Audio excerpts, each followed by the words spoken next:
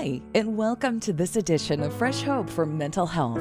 Our mission here at Fresh Hope for Mental Health is to empower you to live well in spite of your mental health challenge by sharing insights through interviews, practical tools for living well, encouragement, and courage for overcoming all from a Christian perspective. And now, here's your host, Pastor Brad Hafes. Hello, my friend, and welcome to Fresh Hope for Mental Health. I'm Brad Hafes, your host. Our purpose here on Fresh Hope for Mental Health is to empower you to live a faith-filled, rich, and full life in spite of having a mental health diagnosis or living with someone or loving someone with a mental health diagnosis. Well, my friends, I got to be honest with you. Today is one of those days where I know this person because I interviewed her before, and then I lost the interview somewhere on my computer or in La La Land, who knows where. But the Lord had it lined up already that we should talk a second time. So you're in for a treat today as we talk with Dr. Kelley. I'm just going to jump right into this and ask you to just kind of give us a start here, Dr. Kelley, with you began your professional, and her last name is Palfy, right? Am I saying it right? Correct, yep. Okay. Yep. And she began her professional career working in adult and youth corrections, and she had a disproportionate number of males in the prison system, and you were a Royal Canadian Mounted Police officer, correct? Yes, that's right. All right. Well, tell us about it. I'm so excited to have you here today. Thank you, and it's an honor to be here, Brad. So, yeah, I was a corrections officer for a few years and worked in provincial corrections, and I remember thinking, I don't understand why there's more men than women in prison. I'd grown up in a pretty rough environment with some women who weren't very nice to me at times. And it just didn't make sense to me why there were more men than women. Because in my mind, women were just as bad as men, right? Right. And I never got the answer to that. Yeah, I never got the answer to that question until I joined the Royal Canadian Mounted Police, and after about 8 years, I think it was, I went into the Integrated Child Sexual Exploitation Unit. We actually started the unit. I was the first person to the unit, if that makes sense. Oh, and wow. so we developed the unit in response to, the invention of the internet and these files that were coming in involving online predators, purchasing, distributing, and producing child pornographic images. So child sexual abuse, basically. Yeah. So we established this unit to respond to the plethora of complaints we were having, and they were in the process of training me to be their subject matter expert. I was in Ottawa on a training course, and a guest speaker came to speak to us about his abuse and specifically why he hadn't disclosed. And what he said just rocked my world. It was like the lights. It was like, I always say God turned the lights on. It was like, wow. Now I see this, right? I mean, he was a pro hockey player, and he talked about having turned to substances and alcohol and drugs as his means to cope. And it was like, wow, this is why we have so many people getting addicted. So it just started to make sense. And, his reasons for not disclosing were super valid. I mean, here he was, a pro athlete about to have his big break that he'd always wanted. And he said he'd been raised in poverty, and the money that his new career was bringing in was literally lifting his family out of poverty.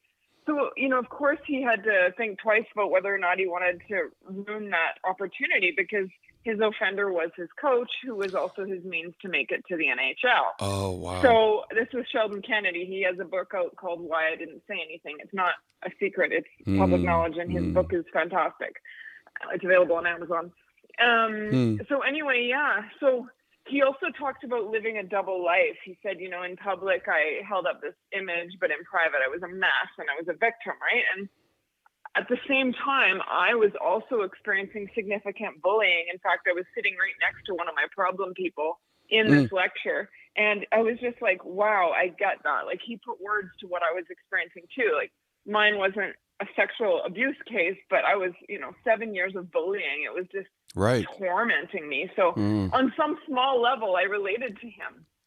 So I would say fast forward a few years, I lost my career due to bullying and the impact it had on my health. My doctor basically told me I was done. He took me off work, told me I wasn't allowed to go back. Oh, wow. I remember my words saying, "You can do that?" And he said, "I just did."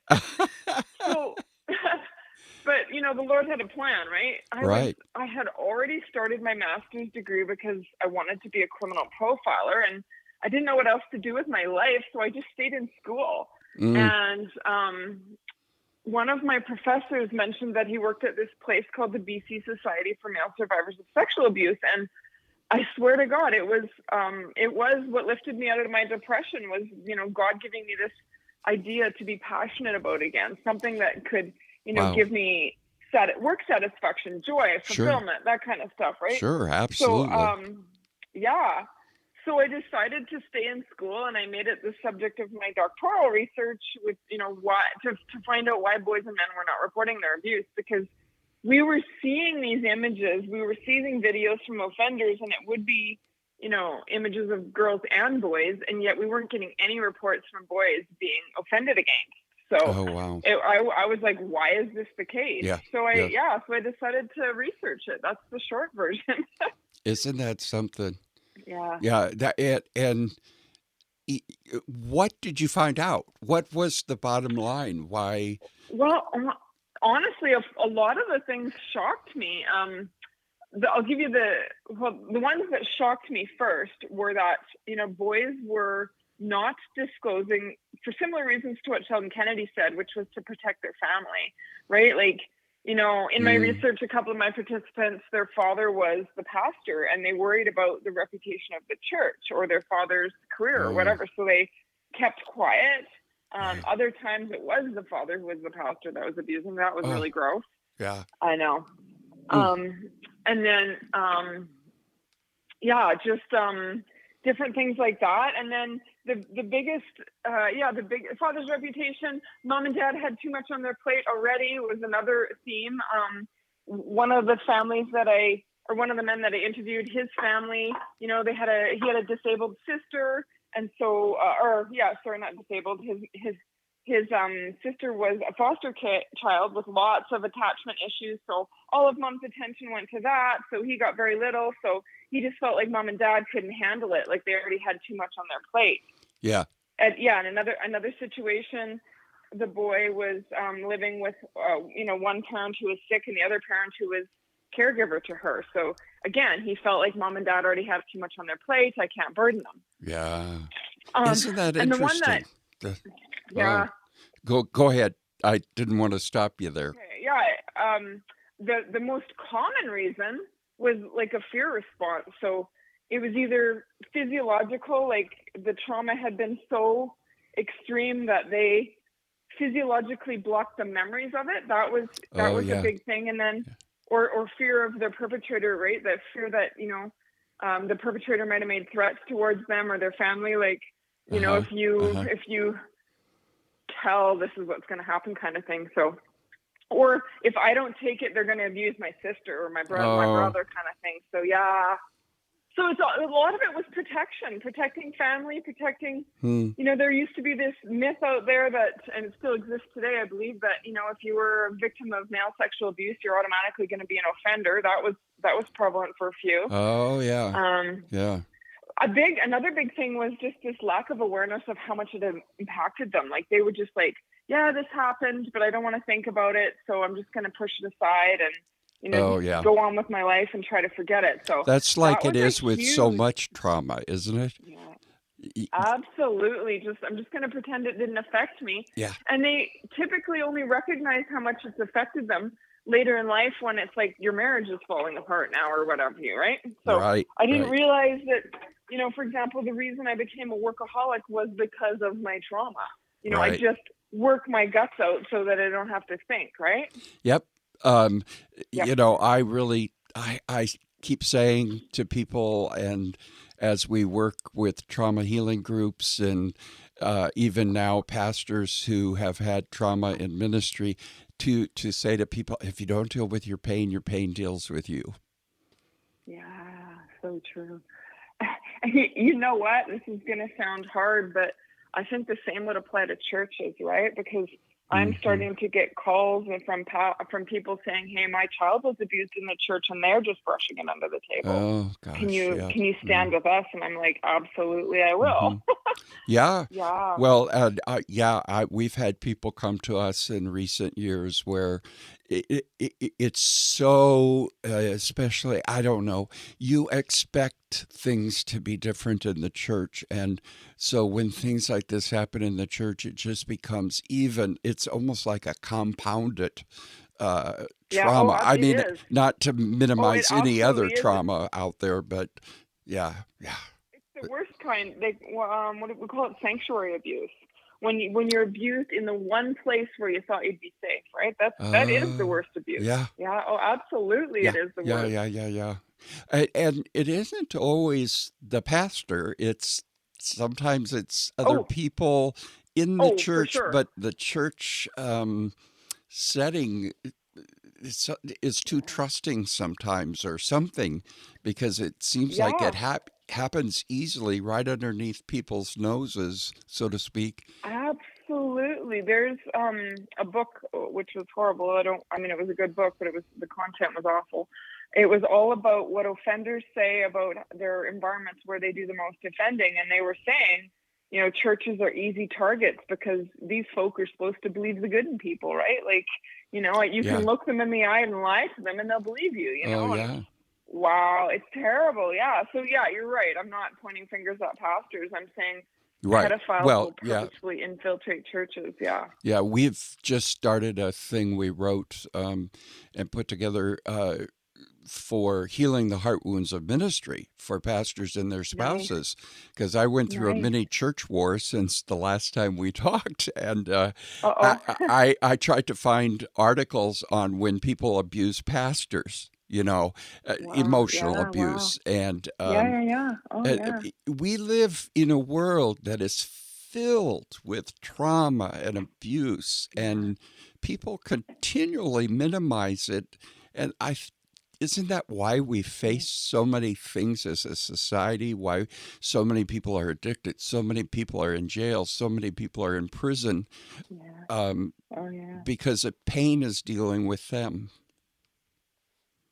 Yeah, and we need to be validated, and we need to be healed, right? So you can't heal something if you're not willing to face it. Right. If you can't, what do they say? If you can't name it, or naming it helps, and then facing it after you name it or whatever. Yep, absolutely. That's part of how I treat trauma is, we have to identify what gets us, and we have to identify our thoughts and emotions and responses to it. Yeah.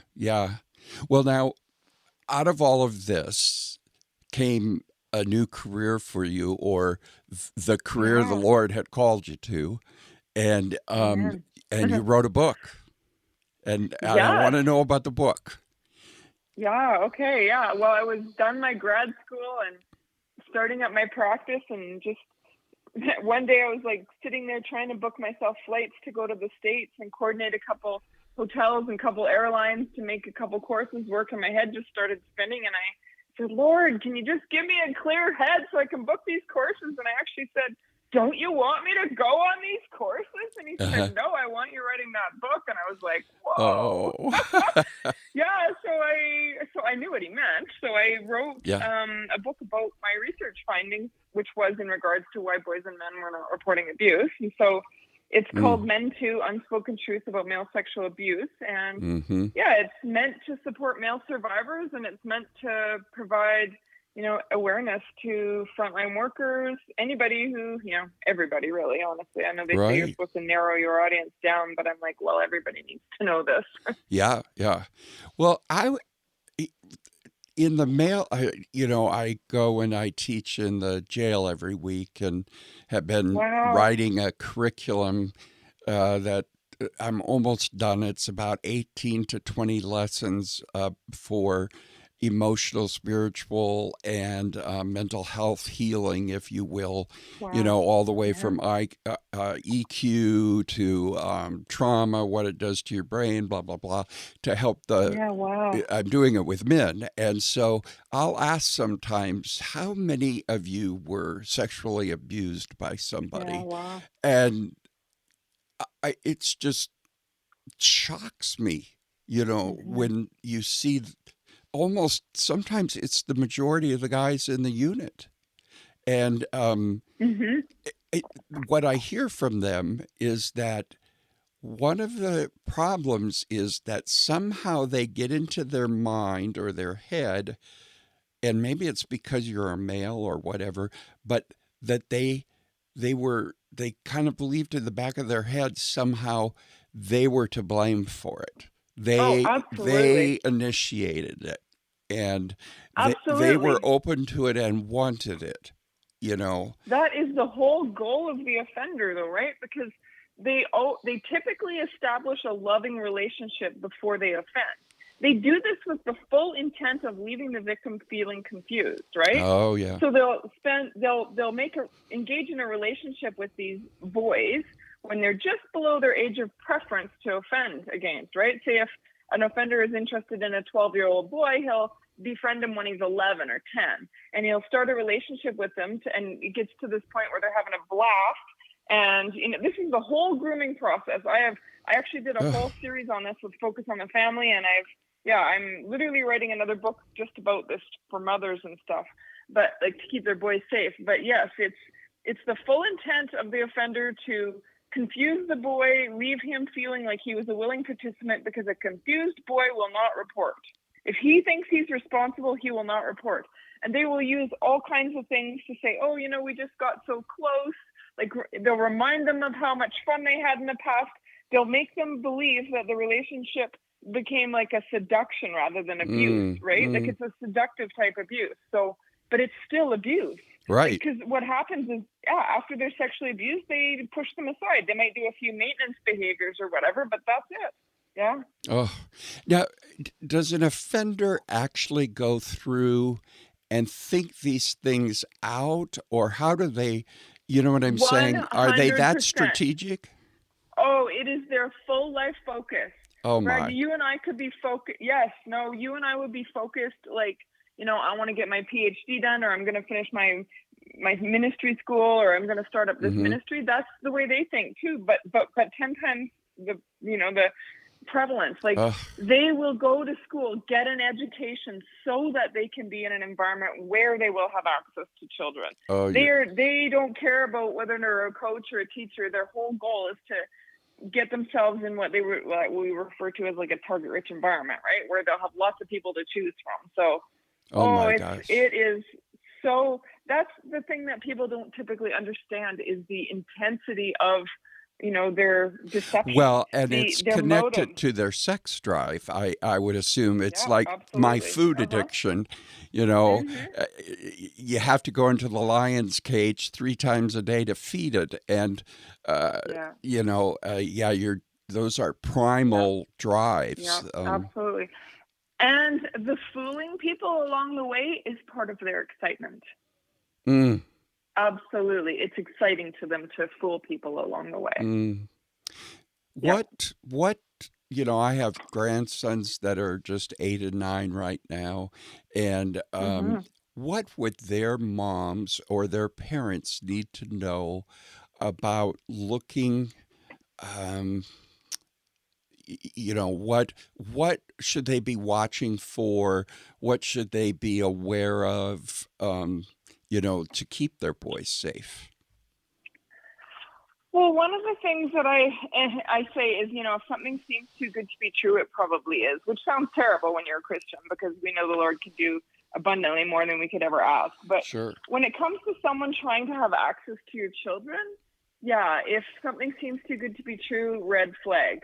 And like, I'll give you an example. If there's if they're all of a sudden creating an opportunity for your son to, go meet some NHL player, but, you're going to have to be alone in a hotel room with me, that's a huge red flag. Anytime an adult who's not the parent is trying to get your child alone for any period of time, red flag in my mind. There's no reason for, absolutely huge red flag. Well, anyone who works with kids today, or like, for instance, I would never be in a room with a child that wasn't my grandchild alone. Yeah, for sure. Yeah, for sure. Yeah.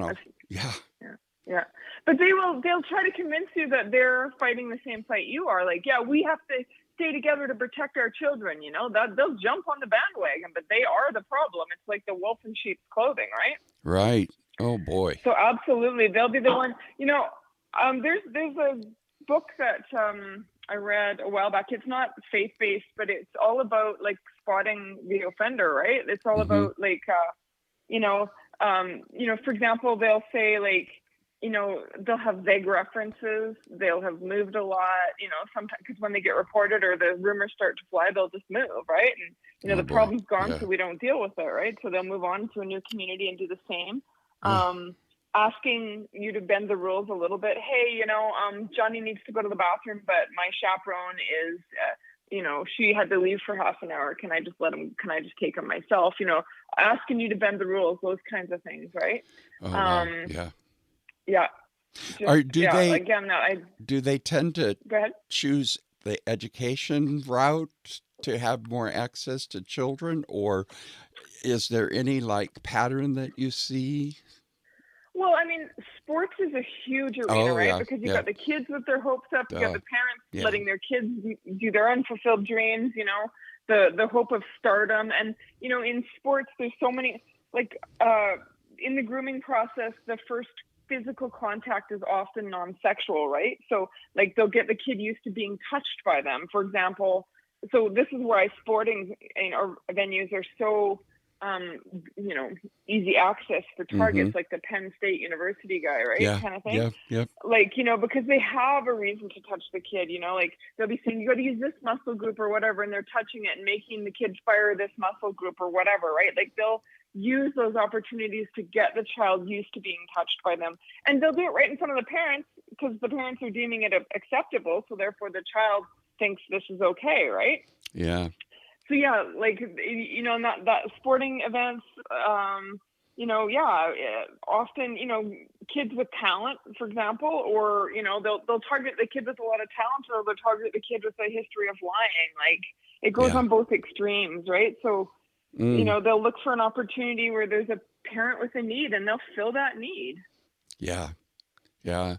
Boy, parents really have to be on guard, and yet you don't want to live out of fear for these things. It's kind of like I have to be wise, smart, intelligent about this, but at the same time, I want to enjoy life with my kid, right? Absolutely, and we should. Yeah. Well, you said your next book is called what? Or what on what? I haven't. I'm not for sure. We wrote a children's series, so a series of books that parents can read to their children about. Because I do believe that we have to educate kids in today's day and age. There's just so many opportunities for predators to get access to kids. We have to educate our kids. So just some gentle books that'll educate kids without scaring them, and they have happy endings. So awkward moment, but turns out good kind of thing, because at the end of the book, the kid gets a puppy when he tells dad. Right. Well, what are those called? How do people get a hold of those books? Personal Safety. Yeah, the Creating Personal Safety series is what that series is called. So there's one book called The Unsafe Neighbor, where a little boy gets groomed by one of his father's coworkers. And he gets asked to help with raising puppies, and mom and dad got a new baby, and he wants a puppy. Mom and dad have a new baby, so they say no. And then after a few months of working for him, he makes his move on the boy and offends against him. And then the boy tells his dad, the police get involved, suspect gets arrested, and now they got to find homes for these puppies. So they take one of the puppies. I love it. So it's got a happy ending. And then another one is a story about a girl who's been abused. It doesn't discuss the abuse. It just talks about how much she enjoys going to therapy and how much she benefits from it. So that's called Positively Me, and she works with a therapy dog. And then the third book is directed at teens, and it's about trying to prevent human trafficking and just explain how easy it is for a well-intentioned child to accidentally get involved in something like this. Young girl's best friends with her best friend is a year older, so the older girl goes off to high school. She's still in junior high. She's lacking friends and gets mixed up with the wrong crowd kind of thing, and ends up at a photo shoot. which, very quickly gets out of hand. But again, she does the right thing, and it ends well, and it's really well, Wow. very, very, very well written book. So, or Now, very well you wrote illustrated. those? Did you write those, or were Yeah, they? Okay. myself and a colleague. Yeah. Oh, okay. So now, is that on Amazon also? Yes, they're both on Amazon. Yep, Okay, so tell us they're how all on to Amazon. what do we need to type into the search bar on Amazon to get those? Yeah. So, like I said, the first child series book is titled Unsafe Neighbor. Unsafe And then there's Neighbor. another one, Unsafe Neighbor. Yeah, The Unsafe Neighbor.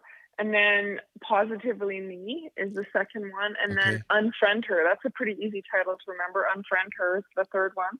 Okay. But if you Google any of my books, the other ones should pop up. Right. Or just even your name. Yeah. Yeah. And they'll be on my website shortly too. They're just out, so they'll be on my website shortly too. Yeah, and we'll attempt to put this in the show notes and all of that so people can find them. But Dr. Kelly's last name is Palfy, Palfy, and any of those should show up. And because for those of you who are parenting children right now, you really want to get this in front of them, or, read the stories, go through that, talk about it. I think for children who are, they haven't even hit puberty, and if they may know something's a little off, but not be able to give words to it, or absolutely, or they may naively know or not know that something's not right. And or they try to tell a parent and the parent kind of minimizes it. Yeah. That happens. Yeah. Yep. Yeah. It's better to be cautious than to be naive about all of this. What would you say to the? I'm sorry. Go ahead. You were going to add something there.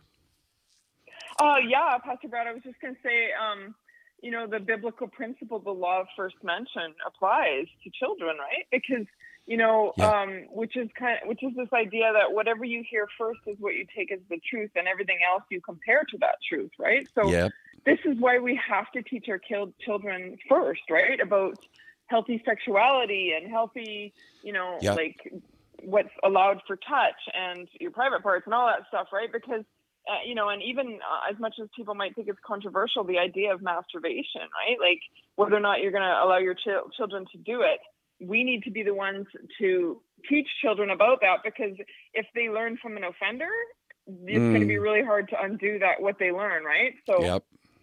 Yep.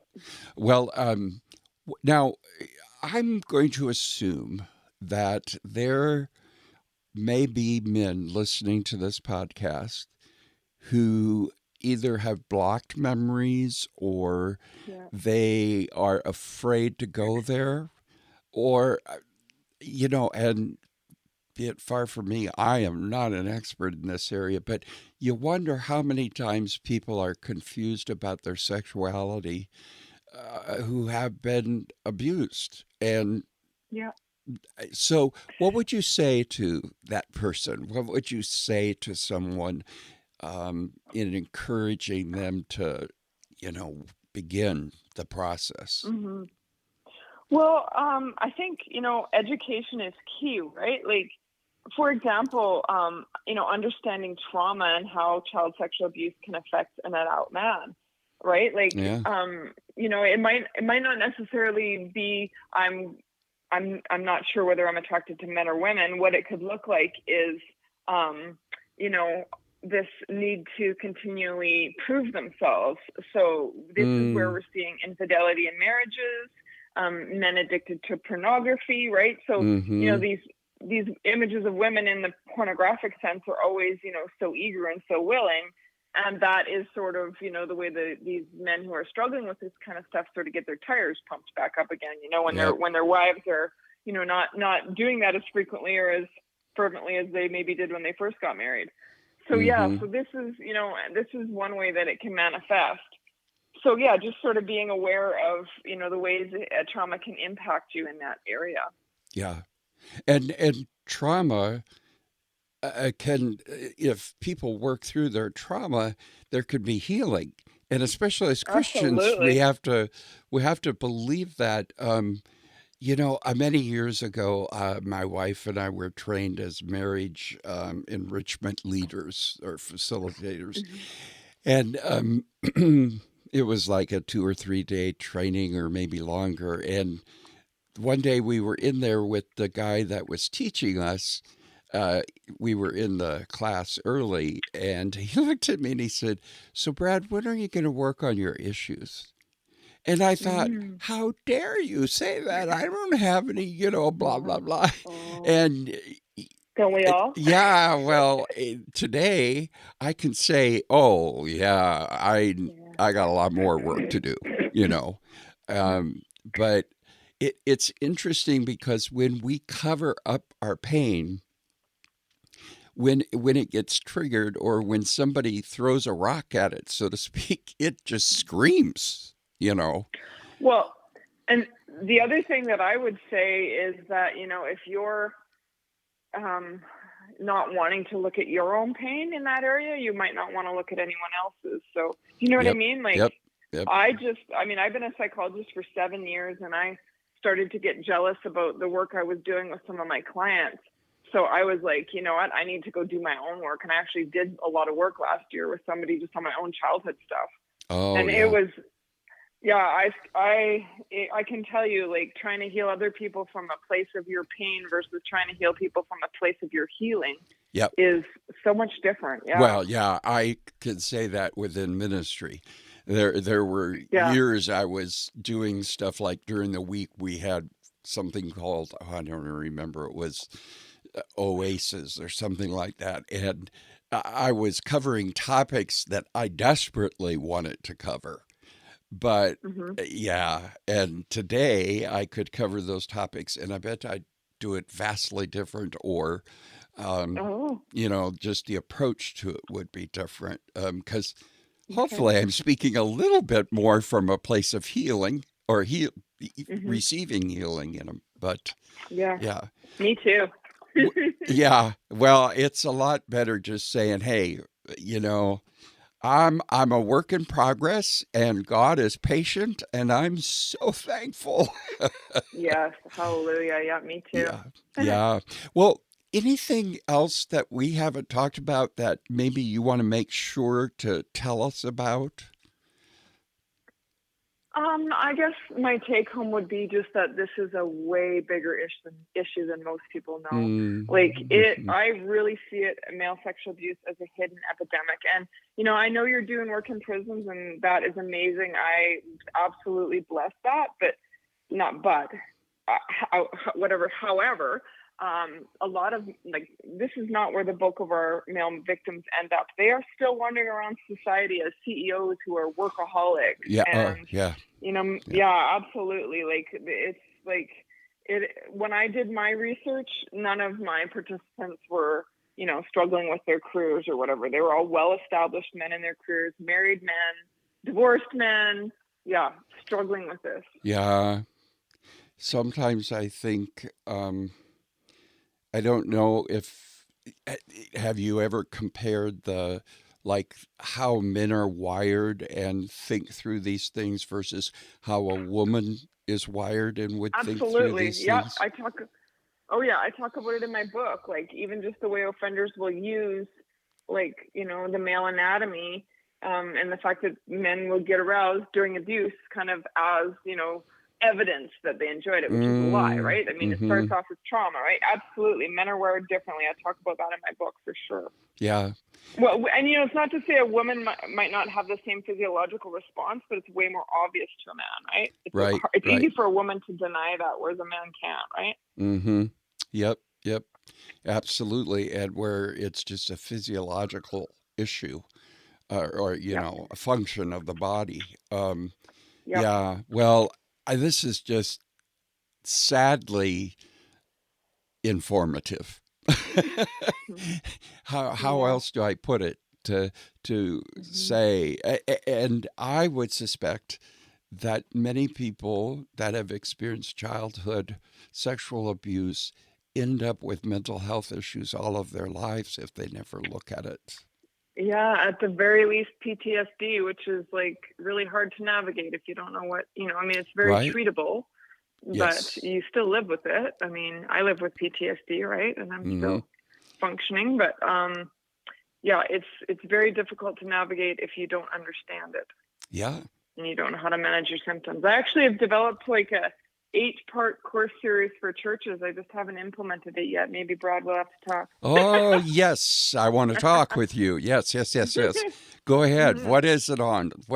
How? It's about creating awareness about how prevalent male sexual abuse is and the ways it could be, the evidence of it, like how it would be affecting a man in his life in adulthood kind of thing. And then a basic, like how to treat the symptoms of PTSD kind of thing. So the first 4 parts I kind of organized to be for the church, for the entire church. I haven't recorded it yet. I've got it all written out, but it's basically meant to be like, say 4 20-minute sessions that you would just stay after church to watch if you wanted. And then the next 4 are meant for male survivors only. I really want to know about that. We want to promote that. We want to get it out. Awesome. So anything we can do to help you do that, we would love to do that. Partner with you in whatever way. Love it. Yeah, we have cameras if you fly here. Sure.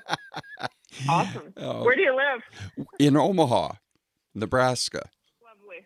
So Missy, we're going on a road trip. yeah, My therapy and dog. you're going south, right? You're going to the Okay. warmer climate. Love it. Omaha sounds lovely.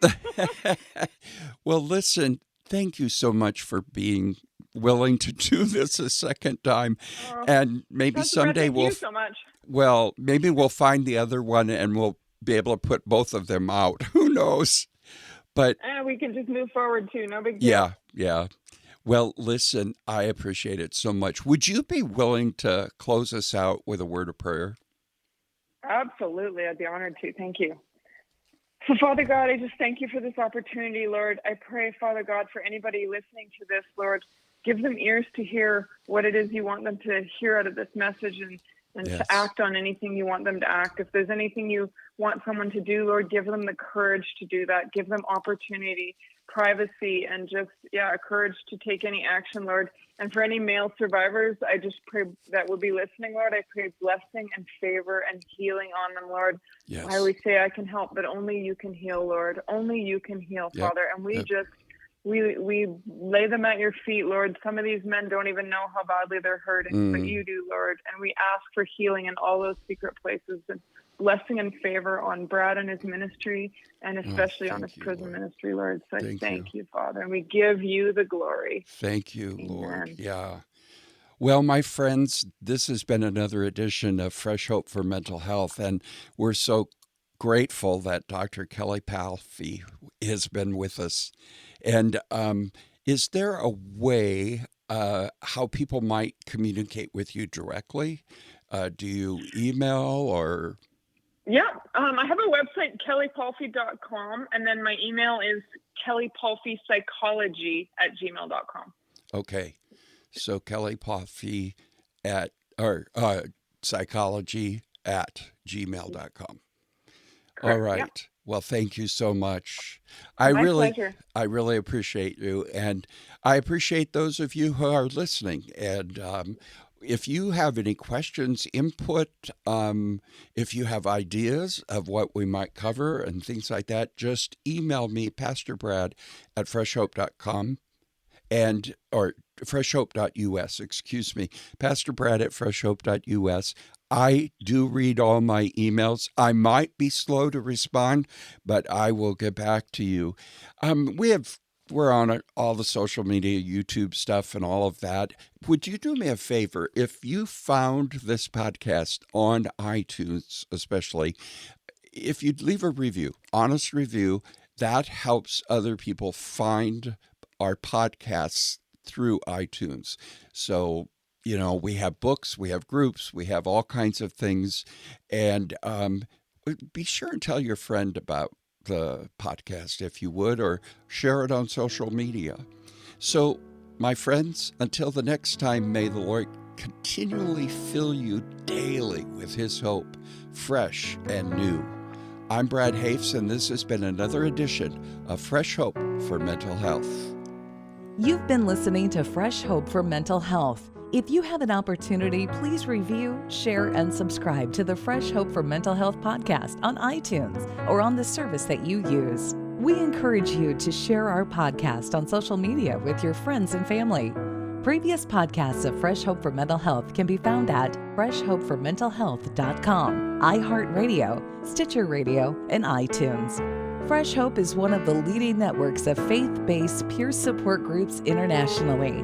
For more information about Fresh Hope, go to freshhope.us.